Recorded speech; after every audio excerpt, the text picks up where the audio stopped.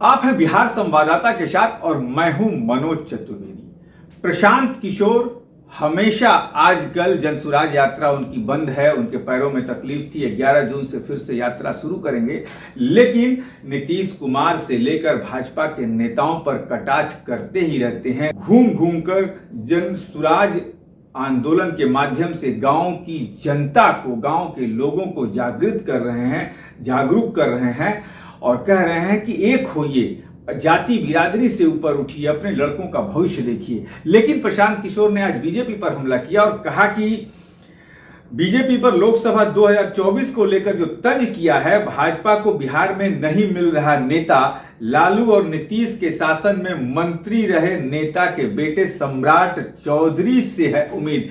आपको पता ही है कि सम्राट चौधरी को जो है भाजपा ने आगे बिहार में अपना चेहरा बनाया है, उनको बिहार बीजेपी का अध्यक्ष बनाया। तो उन्होंने यही तंज कसा है कि जदयू और राजद दोनों में रहे, अब उनके बेटे को इन्होंने प्रदेश भाजपा का अध्यक्ष बनाया। भाजपा के पास अपना कोई चेहरा नहीं है।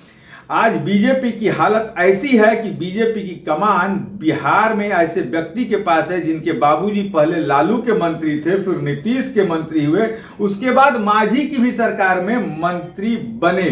बिहार में भाजपा के किसी नेता के नाम पर 5 वोट भी नहीं मिल सकता है। ये इतना बड़ा तंज उन्होंने भाजपा पर कसा है, खास करके बिहार भाजपा पर कस के केंद्र की भाजपा सरकार को ये आंख खोल देने के लिए काफी है कि प्रशांत किशोर ने जो कहा है। और प्रशांत किशोर बड़े राजनीति के एक अच्छे माहिर खिलाड़ी कहे जाते हैं। और क्या कुछ कह रहे हैं प्रशांत किशोर, पहले आपको सुनवा दें। बीजेपी का तो बिहार में कुछ है ही नहीं। बीजेपी की तो हालत ये है कि बीजेपी की कमान बिहार में ऐसे व्यक्ति के पास है जिनके बाबूजी पहले लालू जी के मंत्री थे, फिर वो नीतीश जी के मंत्री हुए, फिर वो मांझी जी में मंत्री हुए, अब आजकल उनके बेटा बीजेपी का उद्धार करने निकले हैं। जरा देखिए, यही तो हालात है। मैं रोज बता रहा हूं, पिछले 30 वर्ष में बिहार में जितने लोग मुख्यमंत्री, जितने लोग एमएलए और एमपी बने हैं, चाहे जिस दल से बने हों, वो कुल 1250 से 1500 परिवार के लोग ही यहां एमएलए एमपी बना है। जिस दल का, जिस नेता का हवा हुआ, सब उसी में आ जाता है। बीजेपी जैसे दल में भी उनको भी कोई नया आदमी नहीं मिला, उनको भी वही मिला है जिनके बाप दादा पहले से यहाँ राज करते रहे। तो उनके बाबूजी के पास कौन सा ऐसा ज्ञान था जो 15 साल में उन्होंने नहीं किया, जब उनके बेटे अब आकर कर देंगे। तो बीजेपी का क्या है, अभी तो वो खोज ही रहे हैं। जैसे आप तालाब में मछली पकड़ते हैं, तो वैसे बीजेपी वाले मछली की तरह खोज रहे हैं कि कोई मिल जाए जिसके चेहरे पर हम यहाँ खड़ा हो जाए।